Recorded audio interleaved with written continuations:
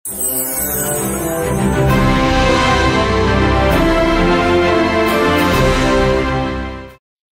विद्यार्थी मित्रांनो, podcast insight with Praveen positive way या चॅनलवर मी प्राध्यापक प्रवीण विश्वनाथ तुमचे मनापासून स्वागत करतो. या पॉडकास्टवर आपल्याला विविध क्षेत्रातील मान्यवर येत असतात. क्षेत्र विविध आहे, त्या क्षेत्रामध्ये त्यांचा असलेला अनुभव हा दांडगा असतो. मला वाटतं त्यांनी घेतलेला अनुभव जर आपल्याला आपलं करिअर निवड करण्यासाठी जर फायदेशीर होत जर असेल, जर दिशादर्शन करणारा होत जर असेल, तर मला वाटतं podcast insight with Praveen positive way हे चॅनल खऱ्या अर्थानं राईट डायरेक्शन. विद्यार्थी मित्रांनो, आज नीटची एक्झाम दिल्यानंतर प्रत्येकाचं स्वप्न असतं की मला एमबीबीएस व्हायचंय गव्हर्नमेंट कॉलेजमधून, भारतातून किंवा भारतातील प्रायव्हेट इन्स्टिट्यूशन्स मधून. कधी कधी थोड्याशा मार्कावर आपला लागत नाही, आपण नाराज होतो आणि आपण ऑप्शन्स वापरतो विदेशामध्ये. विदेशामध्ये वेगवेगळे ऑप्शन्स आपल्याकडे असतात. आजच्या या पॉडकास्ट मध्ये माझे सहकारी मी मुद्दाम आहे, माझा विद्यार्थीच आहे, पण आज तो माझा सहकारी म्हणून माझ्याबरोबर पॉडकास्टला असणार आहे. अमित आहे आपल्याबरोबर. आज तो 5th इयरला रशियामध्ये एमबीबीएस करतोय. मला वाटतं रशियामध्ये एमबीबीएस त्याबद्दल असणारे भीत, कोणी करावं, कसं करावं, त्याचे फायदे काय, तिथलं एन्व्हायरमेंट काय, मी सांगण्यापेक्षा आज जर अमितनी त्याच्या तोंडून जर आपलं बनवलं तर मला वाटतं की एकच ऑथेंटिक इन्फॉर्मेशन. अमित, प्रथम या चॅनलवर तुझं स्वागत करतो. मला वाटतं मी तुझं इंट्रोडक्शन करण्यापेक्षा थोडक्यात तूच इंट्रोडक्शन आपल्या मित्रांना. सर नमस्कार सगळ्यांना, माझं नाव अमित सोळसे, मी राहणार पुण्याचाच. मी आता सध्या करंट मध्ये 5th इयर मेडिकल स्टुडंट आहे एमबीबीएस कोर्सला रशियामध्ये. आता सध्या 2 महिने सुट्टीसाठी आलोय आणि सरांना खास भेटायला आलोय मी यावेळेस. सरांनी मला गाईड केलं मागच्या 4 वर्ष आधी. त्यांना खूप थँक्यू, मनापूर्वक आभारी मानतो त्यांचा. आणि आज त्यांना खास 2 मिनिट त्यांच्यासाठी भेटायला आलोय. धन्यवाद. हा बरोबर, आज खूप महत्वाचं आहे. जर ऍक्च्युअल विद्यार्थी तिथे एमबीबीएस करत जर असेल आणि त्याचे अनुभव जर शेअर करत असेल ना, तेव्हा आजचा हा पॉडकास्ट शेवटपर्यंत पहा. केवळ पाहू नका, दिशा घ्या, मार्गदर्शन घ्या आणि ते इम्प्लिमेंट करा. हा एक मला वाटतं माझा प्रांजळ उद्देश यामध्ये आहे. आपण पॉडकास्टला सुरुवात करूया. प्रथम मला वाटतं आम्ही एकदा 12वी झाल्यानंतर तू नीटची परीक्षा दिली. नीटच्या परीक्षेमध्ये इंडियातल्या एमबीबीएस कॉलेजसाठी तुझा प्रयत्न केला. तर तो तुला अनुभव कसा होता? ऍडमिशनचा प्रोसिजरचा भारतातील एमबीबीएस कॉलेजमधला तुझा कसा? अनुभव म्हणलं तर ठीक होता. एमबीबीएस नीट एक्झाम दिली, ट्राय केलं, मार्क्स चांगले आले. 2-3 मार्कांनी मेडिकल सीट हुकली माझी एमबीबीएस ची. पण आम्ही ट्राय केलं प्रायव्हेट साठी पण. खूप फीज होती प्रायव्हेटला, ती आपण बेअर करू शकत नाही, पण खूप जास्त फी होती त्या प्रायव्हेटला. त्यानंतर आम्ही बीएमएस ला ट्राय केलं. बीएमएस ला पण फी जात होती तेवढी, अप्रॉक्स 3.5-4 लाखापर्यंत. मग एकदा मी सरांना भेटलो. सरांनी थोडं सांगितलं की अब्रॉड ट्राय कर, बघ अब्रॉड, ते पण तुला एमबीबीएस सीट मिळेल अब्रॉडला बीएमएस पेक्षा. मग मी एमबीबीएस सीट साठी अब्रॉड, ते पण रशियामध्ये ट्राय केलं. आणि आता बघा मी 5th इयरला आहे. 4 वर्ष माझे एकदम छान गेले. ते पण सरांनी मला गाईड केलं अब्रॉड साठी ट्राय कर. ओके, कदाचित अमितचं मोठेपण आहे की तो मला थोडस जाळावं होतं. पण कदाचित मला वाटतं अमित, आपण 2020चा जर विचार केला आणि आज 2025चा विचार केला तर सध्या काय इंडियातील एका कॉलेजची फीज गव्हर्नमेंट मध्ये आणि प्रायव्हेट मध्ये किती फीज आहे? त्यावेळेस 2020चं जर सांगायला गेलं सर, तर फीज होती 1 CR, ते पण डोनेशन प्लस तुम्ही इयरली तुमची फीज वेगळी, प्लस 20 लाख प्लस तुमची इयरली फीज तर असणार सर. त्यावेळेस होती. यावेळेस आता ते सांगता येत नाही, थोडीफार वाढली असणार आहे. तरी त्यावेळेस टोटल खर्च 2 CR पर्यंत जात होता सर. 2000. त्यावेळेस तुम्ही जर नसतं गाईड केलं तर मी ते माझं एमबीबीएस झालंच नसतं. एक लक्षात घ्या, आपण सर्वजण पालक आणि विद्यार्थी मित्रांनो एकाच बोटीतले प्रवासी आहोत. कारण जर 2 CR डोनेशन जर ऑलमोस्ट 2020 मध्ये कदाचित 5 वर्षांनी कॉलेज जर वाढले असेल, तर आज डोनेशन एमबीबीएसचं मिनिमम 61 CR पर्यंत जातं. कॉलेजची फी जसं आम्ही सांगितलं 20 लाख पर इयर म्हणजे ऑलमोस्ट 80 म्हणजे 1.50 ते 2 CR पर्यंत आजही एमबीबीएस करणं होतं आणि आपण सामान्य फॅमिलीतली मुलं आहोत ते शक्य होत नाही. कदाचित अमितने जे रिझन सांगितलं सर नीट मधून जर माझा इथे नंबर लागला नसेल, तर मला नाही वाटत की बघता करू शकेल.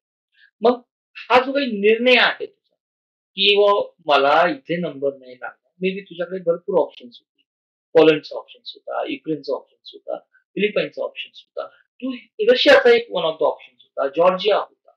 कशा पद्धतीनं ते ऑप्शन तू फिल्टर केले असं मला माझं म्हणणं आहे. सर त्यावेळेस मी पण सर्व कंट्रीज बघितले. Philippines, Russia, Ukraine, European countries. पण सगळ्यांचं जर तुम्ही चेक केलं युरोपियन कंट्रीज मध्ये पण फीस खूप जास्त आहे. जास्त असल्यामुळं कम्पेअर टू इंडिया सेमच फी म्हणून तिथं आपण जाऊ शकत नाही. ते खर्च आपल्याकडून होऊ शकत नाही. फिलिपिन्स पण आहे. फिलिपिन्सला ड्रॉबॅक असा होता की ती डिग्री व्हॅलिड नव्हती आपल्या इंडियात.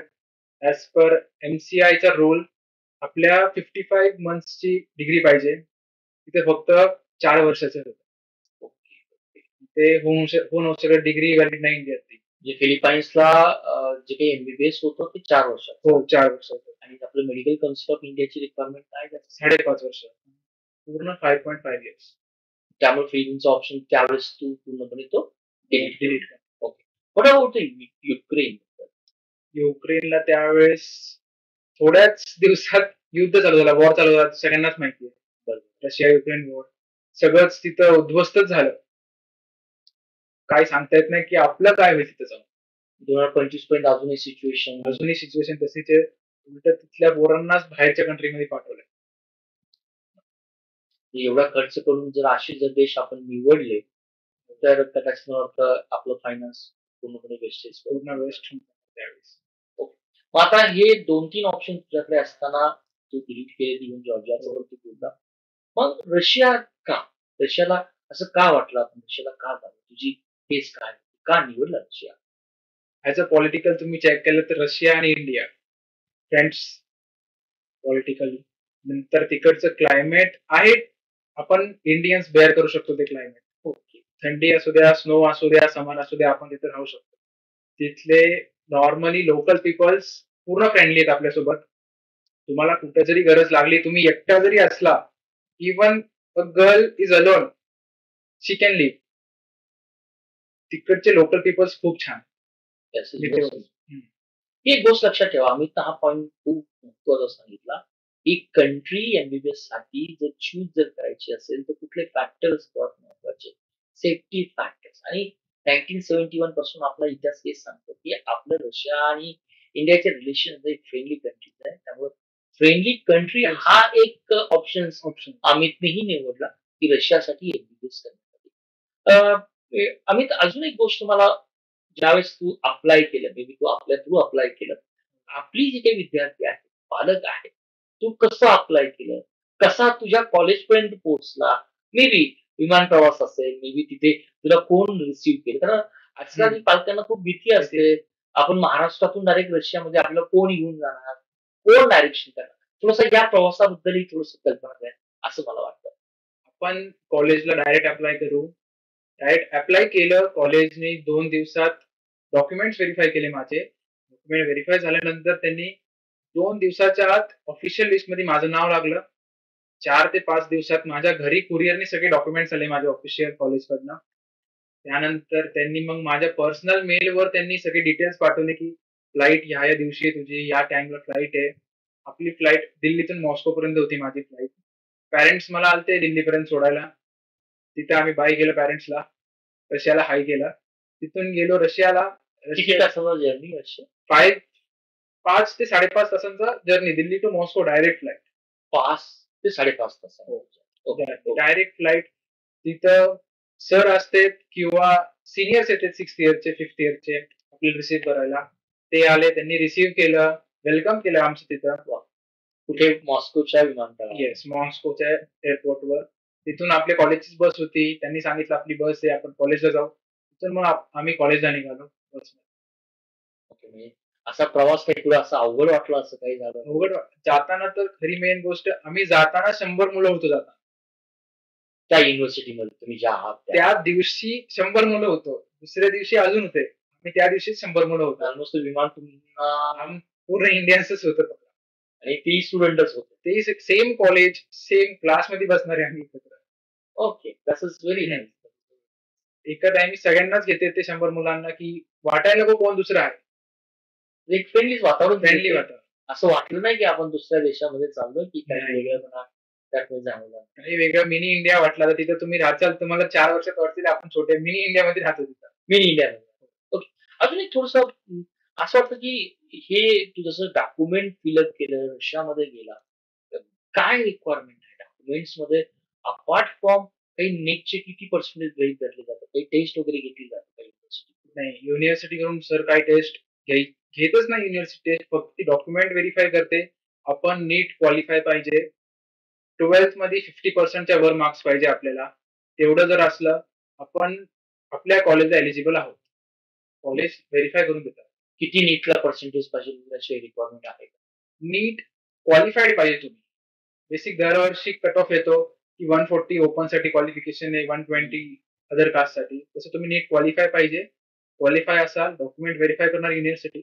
त्या हिशोबाने आपल्याला कन्फर्मेशन पाहिजे. अमितने खूप छान गोष्ट सांगितली की you must be qualified for the NEET आणि 12वीला तुम्हाला ऍटलिस्ट मला वाटतं 50% रिक्वायरमेंट आहे. त्या दोन गोष्टी आपल्याला रिक्वायरमेंट असणं गरजेचं आहे. इलिजिबिलिटीसाठी रिक्वायरमेंट असणं गरजेचं आहे. दुसरं एमबीबीएस ला रशियाला जाण्या अगोदर किंवा कंट्रीला जाण्या अगोदर आपल्या भारतीय जनमानसामध्ये दोन मतप्रभाव पडतात किंवा काय एमबीबीएस रशियाला करायचं, रशियाची डिग्री ही व्हॅलिड आहे किंवा नाही, थोडस जरा कन्फ्युजन. तुझंही काय विचार आहे याबाबत? माझ्या वेळेस पण सेम उत्तर माझ्या पण पालकांना वाटत होतं रशियात का जातो तू. तर डिग्री सेम भेटतीये मला. एक्सपिरियन्स चांगला भेटतोय. एक्सपोजर खूप वाईड आहे. खूप चांगला एक्सपोजर इथं. एक तर आपण इंटरनॅशनली शिकतोय ऍज अ मेडिसिन. आपल्याला इंडिया प्लस इंटरनॅशनल बुक्सचा वापर होतो. प्लस त्यातल्या त्यात कॉलेज खूप छान आहे आपल्याला. आणि तुम्ही जर म्हणला की का रशिया चूज करायचं.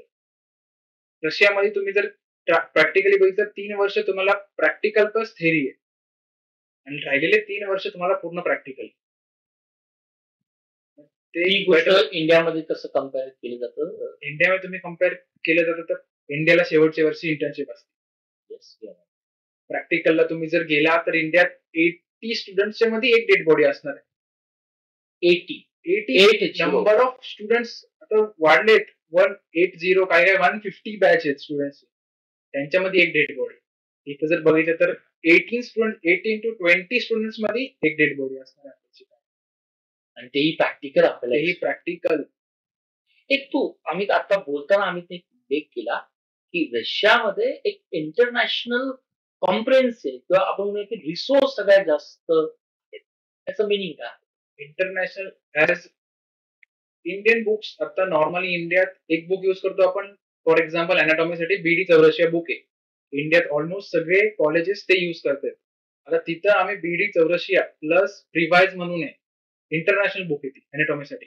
आम्ही ती पण आणि ही पण यूज करतो. ओके. ओके. आणि प्लस आम्हाला अशी ऑपॉर्च्युनिटी आता अॅनाटॉमी क्लास आहे. मॅम म्हणती कॉन्फरन्स आहे अॅनाटॉमीचा.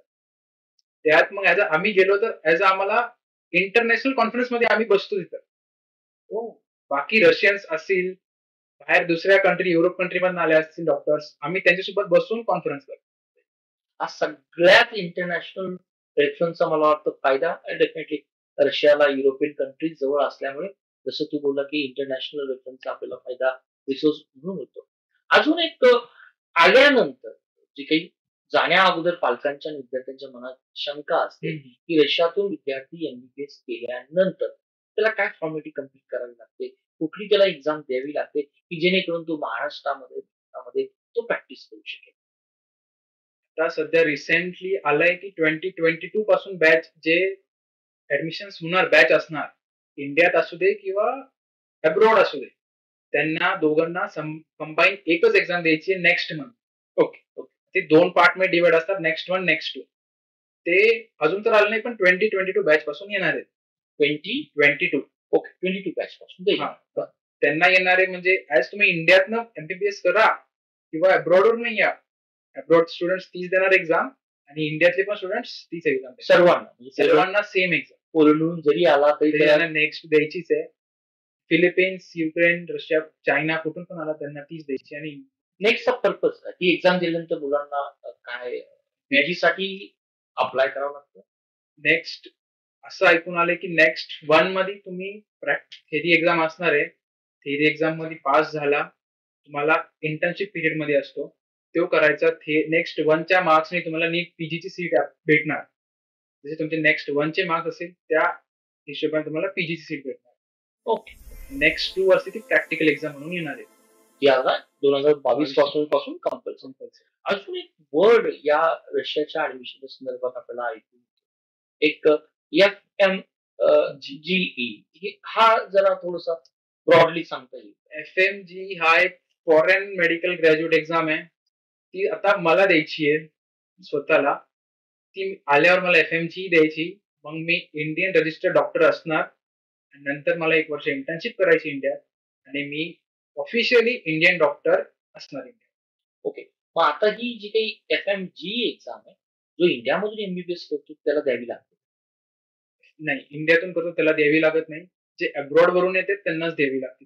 ओके आणि अजून असं मी जरा ऐकलंय की एक्झाम खूपच टफेस्ट असते FMG ची एक्झाम. आता टफ नाही राहिली ती एक्झाम. मी माझ्या कॉलेजचं सांगतो. त्या आमच्या कॉलेजमधून लास्ट 2-3 वर्षाचे टॉपर्स आपल्या कॉलेजचे आलेत. कॉलेज तो अभ्यास पण आपल्याकडनं करून घेतो. अजून एक एक्झाम सांगतो कॉलेजचं कसं आहे. अॅनाटॉमीची मॅम आहे पेट्रोना मॅम म्हणून, एलिना पेट्रोना मॅम म्हणून. ती मॅम क्लास शिकवता म्हणते की हा एक्झाम मध्ये क्वेश्चन आलता 2000 FMG मध्ये क्वेश्चन आलता. म्हणजे इंडियातल्या FMG मध्ये हा प्रश्न आला होता तो तुमच्या कॉलेजमध्ये करून घेतला. ती मॅम सांगते हा प्रश्न आलता लक्षात ठेवा. म्हणजे इथे जे काही इंडियामध्ये मिथ आहे की तिथून येणारे विद्यार्थी एक्झाम पास होत नाही हे चुकीचं आहे. ते मिथ कधी असतं ज्यावेळेस तुम्ही चुकीची युनिव्हर्सिटी निवडता त्यावेळेस तुम्हाला सांगता येतात की हा FMG क्लिअर करू आपण, आम्ही हेल्प करू. पण ते रिअलिटी मध्ये तुम्ही त्या तिथल्या स्टुडंट्सला विचारा मग तुम्हाला रिअलिटी कळून जाईल. विद्यार्थ्यांना लक्षात आलं का आणि पालकांना तुमच्या लक्षात आलं का जे आपल्याकडे म्हटलं जातं ना की रशियामधून आल्यानंतर इथली FMG एक्झाम सर्वात टफेस्ट आहे. परंतु आम्ही तू जे मार्गदर्शन केलं तुम्ही रशियामध्ये कुठलीही युनिव्हर्सिटी निवडता. आम्हीची जी युनिव्हर्सिटी डेफिनेटली मी तुमच्या डिस्क्रिप्शन मध्ये ती सांगेल. काही लिमिटेशन असल्यामुळे माझा नंबरही दिलेला आहे तुम्ही मला कॉल करू शकता. अशा युनिव्हर्सिटी रशियामध्ये आहेत की त्या तुमची FMG एक्झामची तयारी करून घेत नाही. मला आम्ही मॅडमचं एक एक्झाम्पल दिलं. फर्स्ट इयर पासून त्या युनिव्हर्सिटीमध्ये तयारी करून घेतली जाते. आणि जर विद्यार्थी स्टडीज जर असेल जर तो काम करणारा असेल that is one of the reason. म्हणजे मला अभिमान आहे की सलग आज तो 5व्या वर्षाला आहे आणि तो म्हणला की FMG एक्झाम मी अशीच पास होतो. त्यामुळं काळजी घ्या. हा पॉडकास्टच्या माध्यमातून तुम्हाला मला हे सांगायचंय रशियामध्ये स्वस्त आहे म्हणून MBBS नाही. युनिव्हर्सिटी जर प्रॉपर हवी असेल ना तर प्रॉपर गायडन्स लागतच. अजून थोडस ही एक्झामचा पॅटर्न कसा असतो. FMGच्या एक्झामचा पॅटर्न कसा असतो, कधी दिली जाते, तिची सेंटर कुठे आहे, थोडस त्याबद्दल चर्चा केली तर. FMG ची एक्झाम साधारण असते 300 मार्क्सची असते एक्झाम. पासिंग असते त्याला हाफ 150 पासिंग मार्क्स. आणि सेंटर आय गेस दिल्ली असणार आहे मेन सेंटर. ओके आपण अप्लाय करायचं. इयरली 2 एक्झाम असतात. 6 महिन्यानंतर एक्झाम असते. हे आपण ना तुमची इंटर्नशिप कम्प्लीट झाल्यानंतरच द्यायचं आहे. हो, जेव्हा आपल्याला जून मध्ये डिग्री भेटते आपल्याला 6 मंथचा 5 मंथचा स्टडी टाइम भेटतो. ओके अभ्यास करायचा. डिसेंबर मध्ये एक्झाम असते. ती पास झालो 1 महिन्याच्यात रिझल्ट लागतो. लगेच 1 महिन्याच्या आत आपल्याला आपले हॉस्पिटल अलॉट होते आपल्या एरियाचे. तर आपली इंटर्नशिप चालू. ओके तो डिग्री कोर्स किती आला रशिया म्हटलं. टोटल ड्युरेशन किती आलं. टोटल आला 5.8 इयर्स. 5.8 मंथ आला. तो कम्प्लीट केल्यानंतर जून मध्ये संपतो. डिसेंबर मध्ये FMG ची एक्झाम होईल. त्याच्यानंतर 1 महिन्यामध्ये रिझल्ट लागेल मग त्यानंतर इंटर्नशिप तुम्हाला अलाउड होते.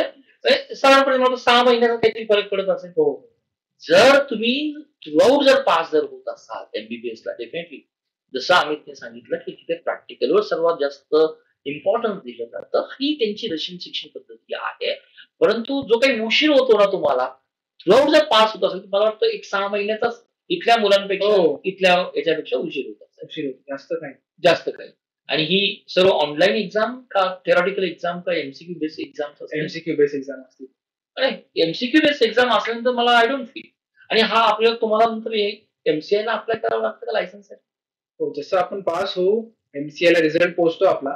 बरं. एमसीआय मध्ये आपल्याला नोटिफिकेशन येतं तुम्हाला कुठे इंटर्नशिप करायची आहे, तुमचा एरिया लोकल एरिया तुम्ही कुठे राहता म्हणजे सांगते त्या हिशोबाने आपले लोकलचे जसं असं मी पुण्यात आहे मला ससून येतं डी वाय पाटील येतं जहांगीर हॉस्पिटल आहे मी तिथं सांगायचं मला 3 ऑप्शन्स आहेत ते म्हणतील जिथं सीट्स फ्री आहे आम्ही तुला देतो जा. म्हणजे एमसीआयनी जर तुम्हाला इंटर्नशिप साठी एखादं हॉस्पिटल दिलं तर यू आर कन्फर्म एक अथॉरिटिव्ह ऑथेंटिक डॉक्टर इन इंडिया असं आपण निश्चित म्हणू शकतो. MCI pass you are a doctor in India. सर्वात महत्वाचं. त्यामुळं जे काही मीथ जे काही आहेत मला वाटतं अमितनी ते एकदम क्लिअरली मेन्शन केलं. बिकॉज हा आता 5th इयरला आहे आणि आता ऑलमोस्ट त्यांनी जी एक्झाम्स आहे एफएमजीची तयारी केली आहे. तर मला वाटतं आम्ही ते खूप छान माहिती सांगितली. पण मग हा पॉइंट तू नोट केला की तुम्ही कुठल्या युनिव्हर्सिटीतून तयारी करता. अजून थोडस आपण या सिस्टीम मध्ये जाऊया. तुझं कॉलेज कशा पद्धतीचं रुटीन असतं लायब्ररीमध्ये कशा पद्धतीचे टीचरचं इंटरॅक्शन असतं थोडस त्याबद्दल मला जर सांगितलं तर अतिशय छान होईल. माझं असं नॉर्मली जर कुठल्याही स्टुडंटचा चेक केलं रुटीन चालू असतं सकाळी 8 वाजल्यापासून अप्रॉक्स 8 ते 9 सकाळी चालू होतं 2 तास क्लास असतो. क्लास करतो आपण क्लासमध्ये ओनली 18 स्टुडंट्स असते 1 टीचर. टीचरचं 18 च्या 18 स्टुडंटकडे लक्ष असतं. जे तुम्ही आज शिकचाल only 18 only 18 students. Only 8? Yes only 18 18:1 ratio आहे तिथं टीचर्सचा असं. प्लस झालं क्लास हाफ अन आवर किंवा 1 आवर ब्रेक रेस्ट साठी नंतर लेक्चर चालू असतात. 1-2 वाजेपर्यंत लेक्चर संपते. नंतर मग आपल्याला रशियामध्ये आपण शिकतो ऑब्विसली लँग्वेज शिकायला लागणार.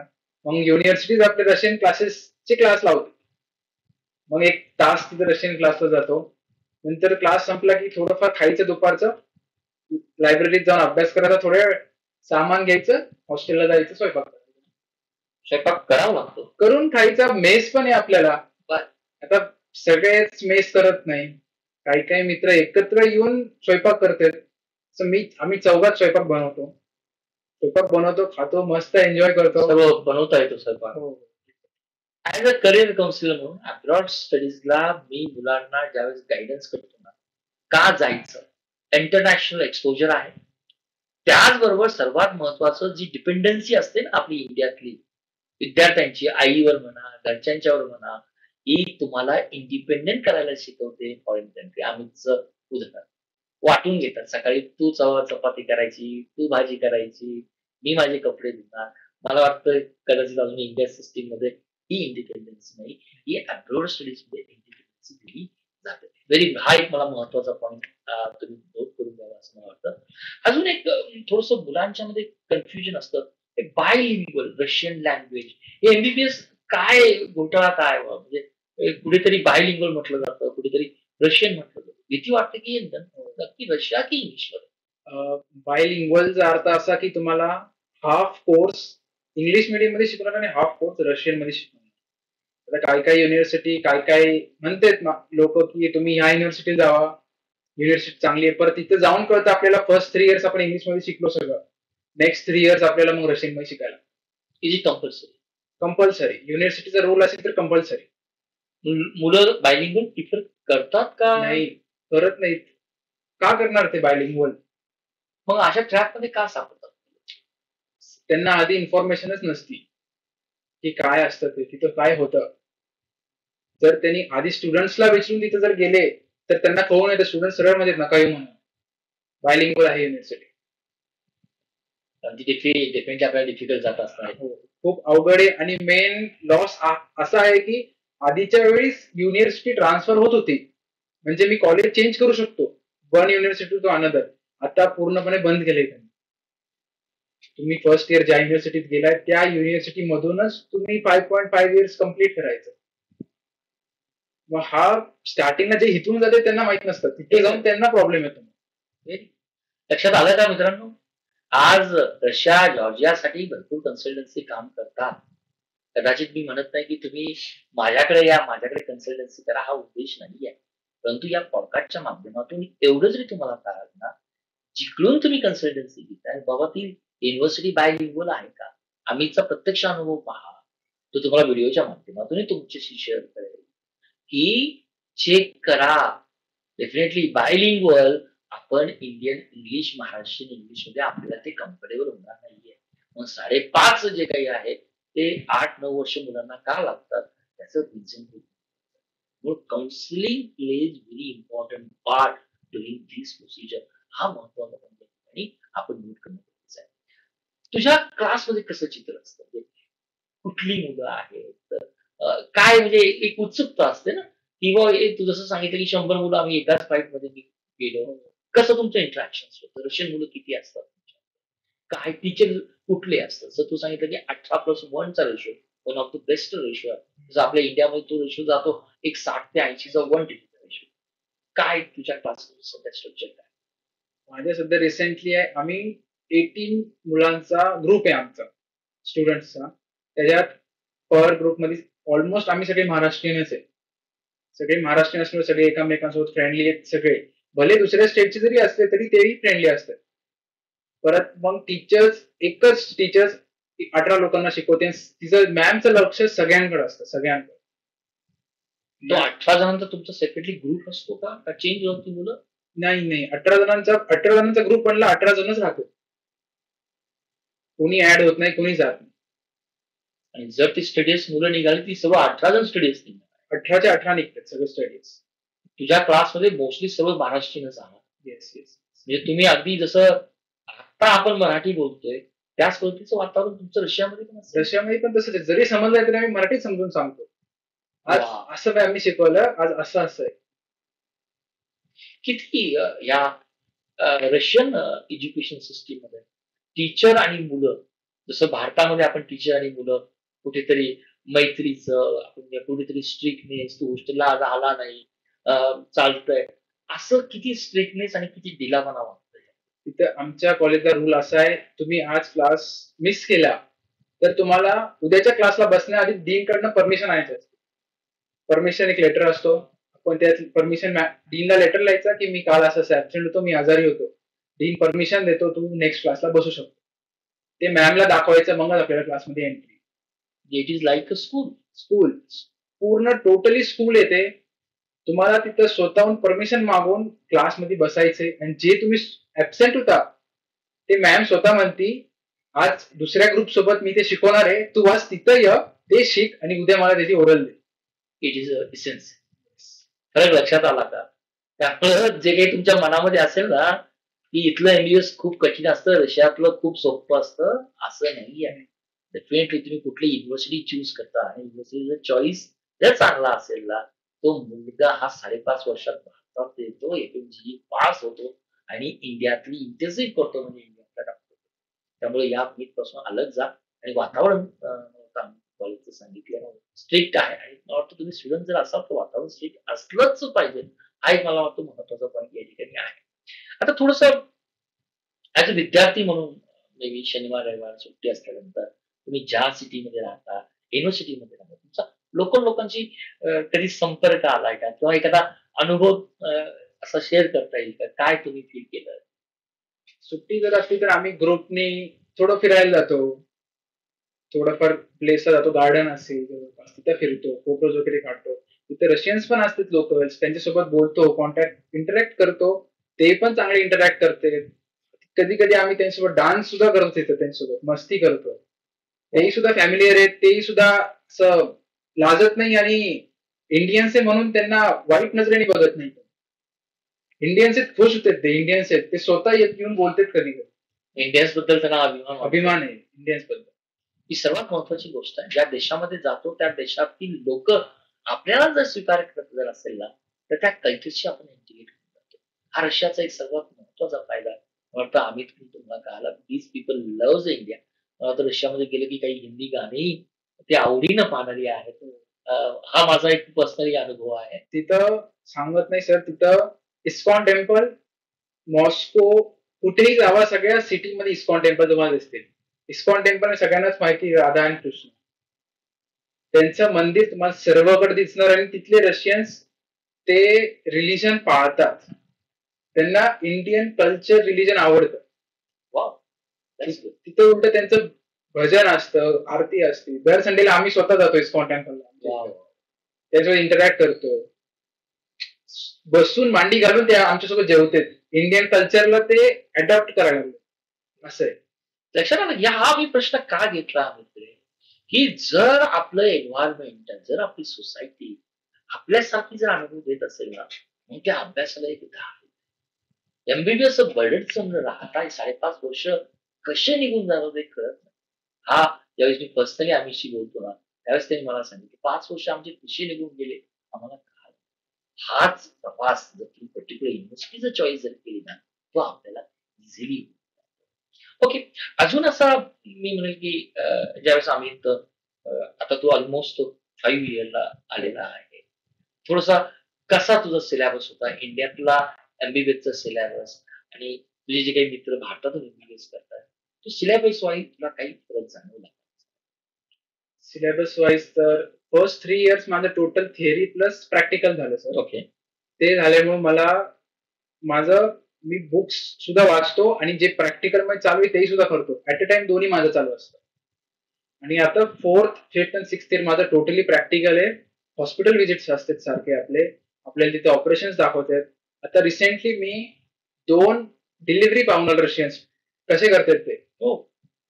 ते खूप छान पद्धतीने करतायत. Same as a Indian doctors करतात तसं. आणि खूप छान वाटलं ते बघायला. ते करायला पण छान वाटेल. कळायला पण छान हो. की तुम्हाला एक्सपिरियन्स त्यांनी दिला.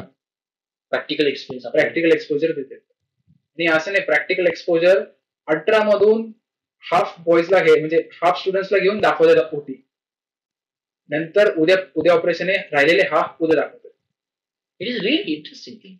सगळ्यांना मॅम तिथं स्वतःहून सांगते. सर्जन्स असतात ते स्वतःहून सांगतात आज मी स्टार्टिंग पासून इथं मी कट मारणार आहे.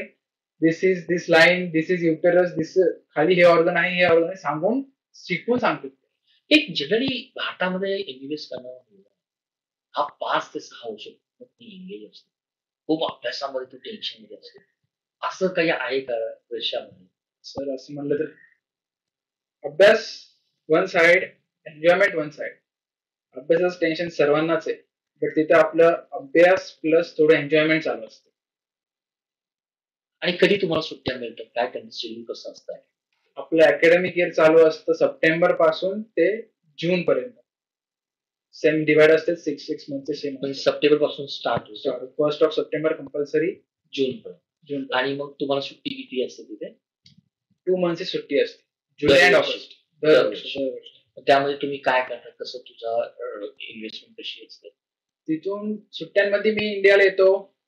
तिकीट राऊंड ट्रिप तिकीट काढतो. इंडियाला येतो 2 महिने राहतो. परत आपलं नेहमी रुटीन तिथे जातो. ते कॉलेजच्या फीज मध्ये येतं की आपल्याला त्यासाठी एक्स्ट्रा पे करायचं? एक्स्ट्रा पे म्हणजे आपण स्वतःहून तिकीट काढायला लागतं आपल्याला ते. कॉलेज फक्त आपल्याला फर्स्ट टाइमचं देते India to Russia. Okay. First टाइमचं. परत मग आपल्याला स्वतःहून आपण आता ते कॉलेज बोलवते स्टार्टिंग म्हणून देते डायरेक्ट.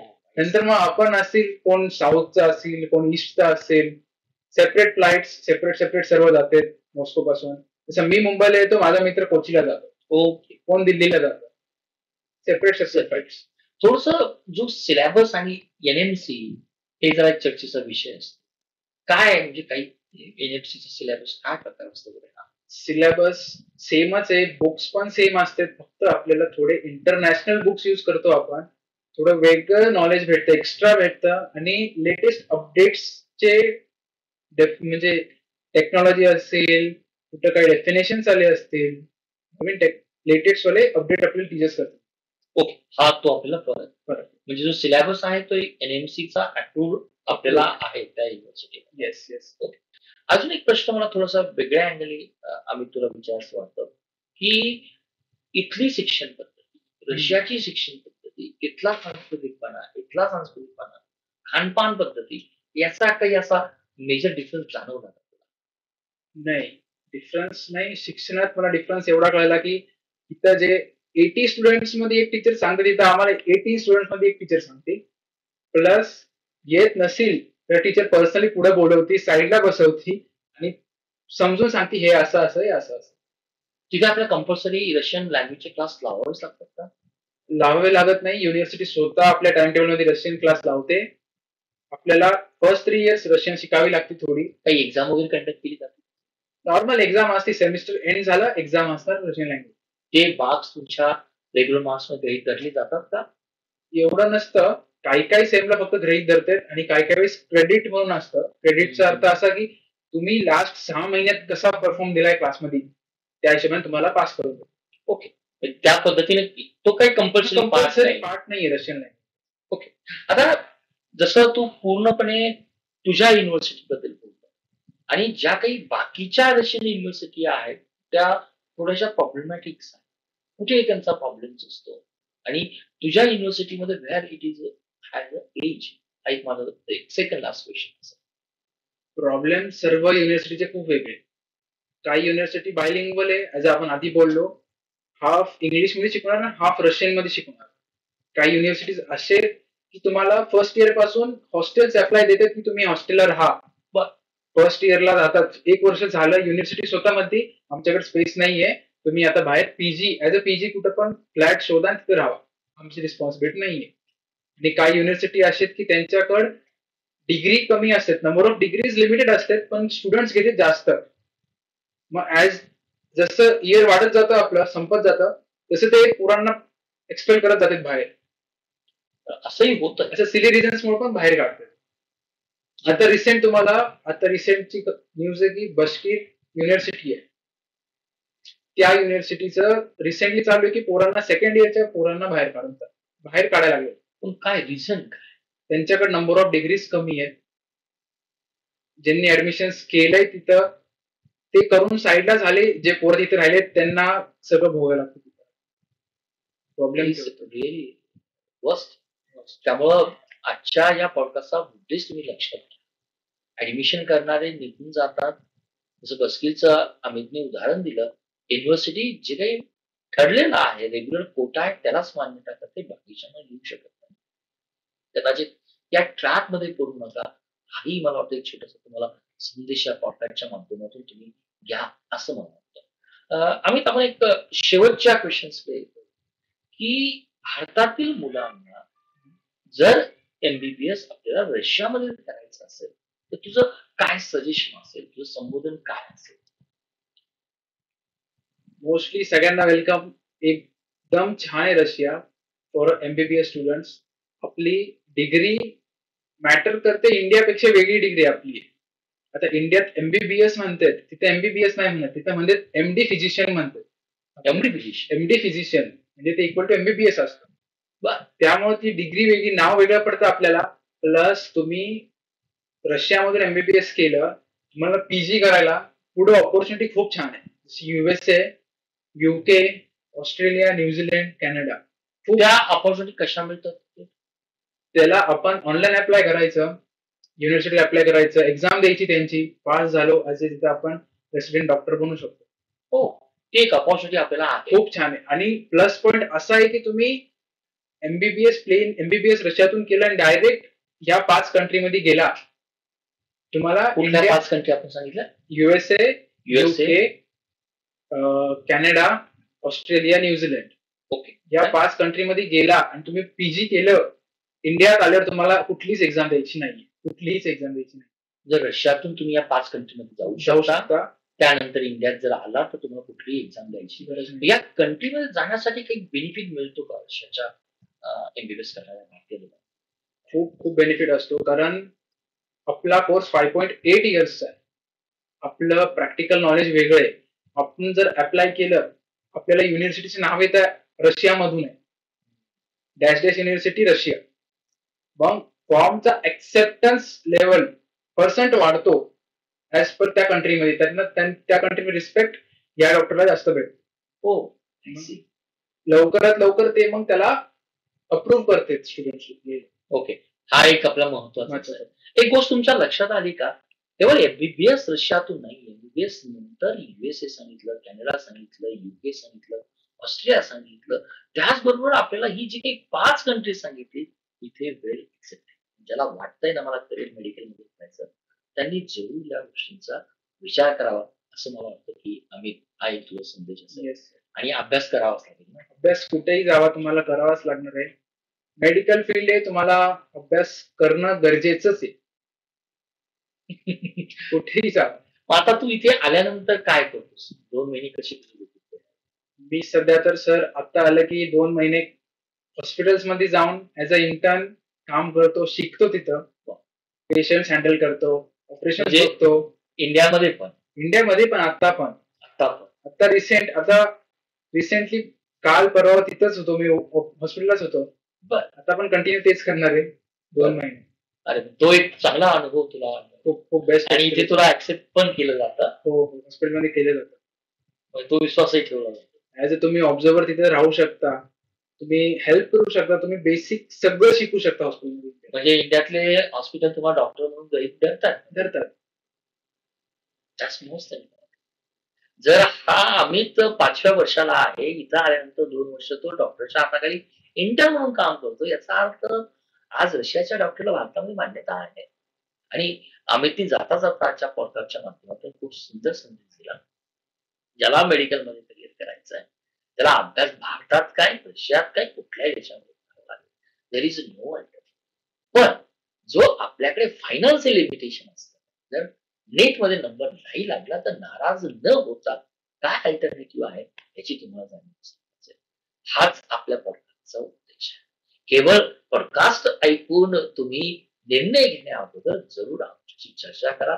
आम्ही तुम्हाला राईट मार्गदर्शन करू. ही गॉली या ठिकाणी ऑलमोस्ट 1 आवर्स मी आम्ही चर्चा करतोय. आज आम्ही हा 5th इयर एमबीबीएस ला आहे. मला वाटतं कुठल्याही कन्सल्टन्सीला, कुठल्याही व्यक्तीला आणून पॉडकास्ट घेण्यापेक्षा प्रत्यक्ष जो विद्यार्थी एमबीबीएस करतोय, 8व्या इयरला आहे, ज्यांना आजपर्यंत 5 वर्ष तिथे व्यतीत केलेली आहे, मला वाटतं त्याचा अनुभव विद्यार्थी म्हणून डेफिनेटली तुम्हाला अतिशय हेल्पफुल राहील. खूप छान अशी माहिती आम्ही आपल्याला दिली, जी प्रॅक्टिकल आहे. अमित, तुझं मनापासून स्वागत करतो. 2 महिन्यात तू इथे आलाय, त्यातला त्यात वेळ काढून मला मी म्हणेल की अपॉर्च्युनिटी दिली की तुला इंटरव्ह्यू करायची, कारण हे इंटरॅक्शन खूप महत्वाचं आहे. कारण काय होतं, आम्ही मुलांना गाईड करतो, तुम्ही जा रशियाला, इकडे जा, पण मुलांची इच्छा असते ऍक्च्युअली रशियामध्ये काय होतं. जसं तू अनेक मुद्दे सांगितले की माझे 80 मुलं आहेत, तर 18 लोकांना एक डेड बॉडी मिळते. मी या गोष्टी करतो. तुझं मनापासून मी आभार व्यक्त करतो आणि मला खूप छान छान वाटलं या वेबिनारच्या माध्यमातून. तुला काही सांगायचंय? सरनी मला इथं बोलवलं, त्यांच्यासोबत मी पॉडकास्ट केला, ते पण फर्स्ट टाइम. त्यामुळे थँक्यू. न्यू एक्सपिरियन्स आहे माझ्यासाठी हा. आणि तुम्ही मला हेल्प केलं, गाईड केलं. असंच पुढे गाईड करा. अजून अजून खूप माझ्यासारखे विद्यार्थी असतील, त्यांनाही गाईड करा, त्यांनाही हेल्प करा. Thank you sir. Thank you very much. विद्यार्थी मित्रांनो, podcast insight with Pramesh positive way या पॉडकास्टवर आज आपले गेस्ट होते अमितजी, एक विद्यार्थी म्हणून, एक सक्सेसफुल मेडिकल स्टुडंट.